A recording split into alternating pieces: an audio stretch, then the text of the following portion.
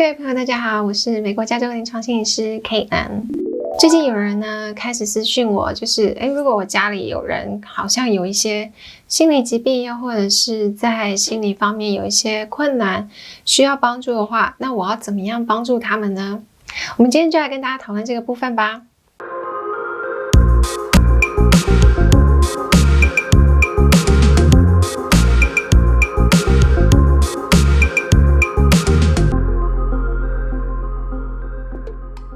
首先，在我们开始之前呢，先跟大家提醒一下，我们这个频道是跟心理相关的，所以呢，如果你对于心理相关的议题有兴趣的话，麻烦帮我们按下订阅哦，这样未来我们一有新的影片的时候，你就会马上收到通知了。那我在这边有做一下笔记，大概哪一些症状你可能会注意到一些变化的时候呢，也许就是你所在意的人或者是你所爱的人呢，也许他们需要一些心理相关的协助咯。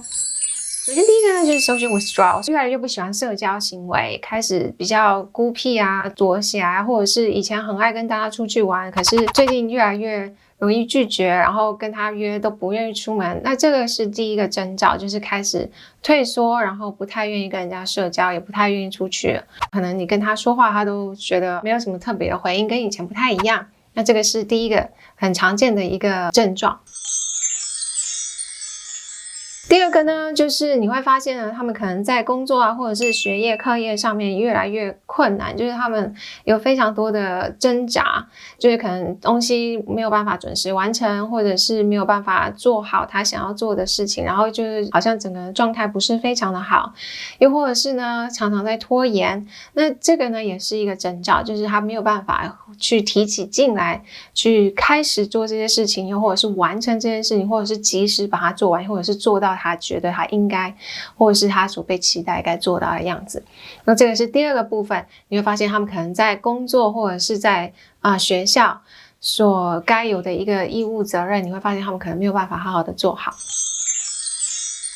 那第三个呢，也是一个非常常见的，不管是各种的心理疾病，我们发现呢，最常见的几种症状呢，就是我们的睡眠品质开始改变，它可能是很难入睡，例如说像有焦虑症、忧郁症的人，其实都是会有入睡困难，又或者是呢，因为他们大脑会想很多，就是一直跑来跑去，会想很多的事情，包括像我们之前有介绍的 ADHD 也是会有入睡的一些问题，但是可能是因为他们想太多其他的事情。最好标准睡眠是7到8个小时，就是比较理想的一个状态。但是如果呢，你发现你大概3、4个小时就会醒来一次，然后呢，要再入睡也很难，又或者是说呢，就是常常会睡睡醒醒，接下来再怎么睡都是浅眠的话呢，也许就是你的睡眠品质已经遭受到一些影响了，也可能是因为你的焦虑，可能是因为你的忧郁，又可能是因为你其他的症状导致于你没有办法好好的睡觉。这个呢，也是一个很常见的一个症状哦。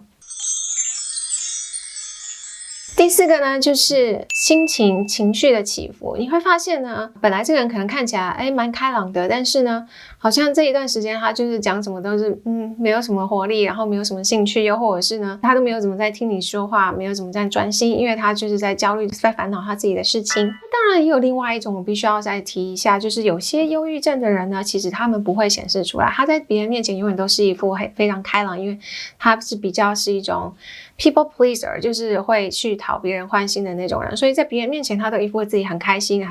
还可以很搞笑让别人开心，可是其实内在是一个很不高兴的一个状态。那有些人是会比较显著的，就是他们会外显，把他们自己的心情啊，这些烦恼啊，或者是他们比较低落的情绪会展现出来，有些人会，有些人不会。那这个部分呢，就看人，也看我们自己所遇到的一些症状跟状态是一个什么样子。再下一个呢，就是有没有物质滥用的部分。有些人呢，我们在之前有讨论过了，其实有些人可能会因为自己的一些焦虑啦，或者是 ADHD 啦，又或者是忧郁症啊，又或者是其他的状况，又或者是创伤，导致呢会不断用这些物质，例如说像酒精，那像在美国某一些州大麻是合法，他们可能就会用大麻，那可能就是会用像这样子的一些物质来让自己麻痹。那当然也有一些人，例如说像我们之前谈过了工作狂，可能就是会常常需要喝一大堆咖啡因的一些饮料，咖啡啦，或者是绿茶，或者是那些 energy drink， 这些东西都是让自己能够持续保持在一个很亢奋的状态。那其实真正内在其实是压力非常大，或者是呢非常的焦虑的一个状态，可能会有的一个症状就是你可能已经开始 suffer from mental health issue， 就心理的状态可能已经没有这么的好了，但是你可能自己不知道，而你是用这样子一个物质滥用的方式来去逃避内在所感受到的一些经验。最后一个呢，其实不常见，但是呢是一个非常非常大的警讯，就是当他们开始谈到对于人生感到没有希望，甚至觉得很想死，又或者是觉得很想要自杀，像这样子的话，其实是一个非常大的一个警讯。那这其实就是代表了他们是在散发一个求助的讯息，而他们需要帮助了。以上呢就是一些比较常见的一些警讯，就是如果你身边人有这样子的一个状况的话呢，也许他需要一个专业人士的帮助。那我们接下来就会跟大家讨论，那当你身边所爱的人、你所在意的人、你的亲朋好友有这样子的症状的时候，你该怎么办？首先呢，我想最重要的就是持续的去关心 check in with the person。 为什么这件事情这么重要？我们其实一开始第一个就是说 social withdrawal，因为我们人在低潮的时候，又或者是我们状态不太好的时候，试着去想你在非常忧郁的时候，或者是你太多事情你要烦恼要焦虑的时候，又或者是你甚至是一个工作狂，你工作就是没日没夜的在工作的时候，你最不会去想到就是 social， 你最不会想到就是去跟人家聚会、吃饭、聊天，甚至 party， 因为这不是你会想要做的事情。所以呢，当我们看见一个人他开始有这样子一个行为征兆的时候，其实慢慢的他们的行为也会给他们自己大脑传一个讯息，就是我是一个很孤立无援的人，都没有人看见我其实非常的挣扎，都没有人知道其实我过得非常痛苦，非常的累，非常的辛苦。当我们开始这样觉得的时候，我们就会开始觉得自己像是一个孤岛，我们会觉得没有人在意，而这就是一个很危险的一个部分。因为当我们的情绪往走下坡的第一个部分就是来自于我们觉得孤立无援，所以非常非常重要。如果你身边的人你发现他好像开始不太愿意社交，又或者是开始把自己孤立起来的时候，你的一通电话、一通简讯，每天即使很简单的去跟他聊天，给他一些关心，都会让对方觉得很暖心，都会让对方觉得有一个人在意我，有一个人在关心我，是非常重要的一件事情。所以这个动作本身是一个非常重要的一件事情哦。第二个部分呢，我觉得其实如果是你的家人呢有心理疾病，又或者是一些相关的一些症状的时候呢，我觉得可以适时的去给自己做一些功课，多做一些了解。怎么说呢？因为每一个人的症状不同，那也许你会想要知道他现在看起来好像非常的低落，因为他例如说可能得了产后忧郁症，这是一个非常常见的一件事情，因为我们的荷尔蒙的转变，我们身体的转变，我们自我认同的转变等等各方面的，所以呢他可能现在有了忧郁症。那所谓的产后忧郁症是一个什么样的状况？他们可能会有什么样的经验？自己试着上网去查查看，甚至有一些地方呢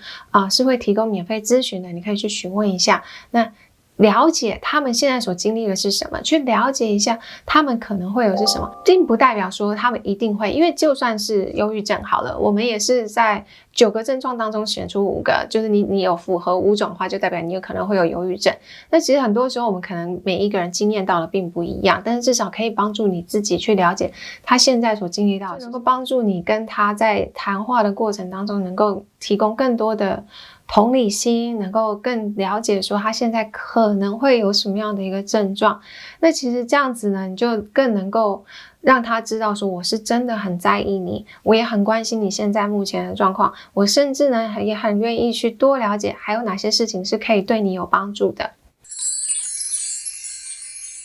最后我觉得如果可以的话，第3个部分呢，就是适时的去提供一些帮忙。试想有些人呢，可能他们太过于焦虑了，又或者是说他们的目前就是整个人的状态是非常的忧郁，他可能根本提不起那个劲去想说，那我要去找谁？我要去看精神科医生，还是我要去看心理师，还是我应该要去找一个家庭师，又或者是我其实是找一个咨询师谈一谈，又或者是其实找个朋友谈谈就好了，不知道。那如果说有一个人跟你说我可以去帮你问问看，我可以去帮你找找看身边有没有人推荐的一个很好的心理师，又或者是我可以帮你去推荐哪一个医生，也许他们在用药方面非常的谨慎，然后也会非常的仔细的去问诊。那你就会让对方觉得说，哎，真的有人在关心我，而且是有一种太好了，有人愿意帮我做一点事情，有人愿意帮一些忙，有一种有一丝线索的感觉。那一样的，我们愿意提供这些帮忙的时候，就会让他们对于寻求协助这件事情感到没有这么的有距离感，或者是这么的慰藉，或者是这么的困难，因为你已经帮他跨出一大步了。最终我想还是一样的，不管怎么样，我们没有办法强迫任何一个人去接受这些专业的协助，你只能用你最大的力量去支持跟鼓励他们。那如果说对方不愿意，那怎么办呢？所以呢，有的时候呢，我们可能只能就是身为家人或朋友，或者是身边最亲近的人，有的时候我们能做的就是支持他，让他知道说我很在意你，那我也很乐意在这里随时陪伴着你。如果你有想要找人谈谈，我很乐意倾听，只要你愿意说，我很乐意听。当你试着把这样子的一个门打开，就是让对方知道说我是在这里陪着你，当你有需要的时候，我人就是在这里，这会提供一个很强烈的一种安全感。而当对方准备好去跟你说的时候，你会是那个他愿意去跟你说的人，而那个时候你就可以再让他知道说，其实我觉得有的时候去找另外一个很专业的人来帮你是一件好事。那有很多人其实透过这样子能够跟个人谈一谈，也许就会有不一样的见解，不一样的角度，甚至是把这些东西都宣泄出来，也是一件好事。No matter what， 我们是在这里支持你，我是在这里希望你能够过得更好。当你能够有这样子的一个释出一个善意，然后持续的一个关心，我想对方也能够感受到你的在意、你的关心、你的好意，而相对的间接的对于你所提出来的这样子的一个建议，它的接纳度也会相对的高很多。有些的时候呢，有时候是因为是家长对于小孩子，所以就会变成家长特别心急，反而会因为这样就觉得想要赶快带着小孩去看医生或干嘛的。我想有的时候如果我们能够先静下来，好好听孩子说，好好跟孩子谈谈，了解他们目前的状况，然后再跟他们说，也许我们去找一个人帮助我们更了解你目前的状况，看有没有什么其他的事情、其他的资源可以帮助我们的。It doesn't mean that you have to take it， 不代表说你一定要去看医生，不代表说你一定要吃药，只是让我们更了解你，就是仅此而已。那也许我们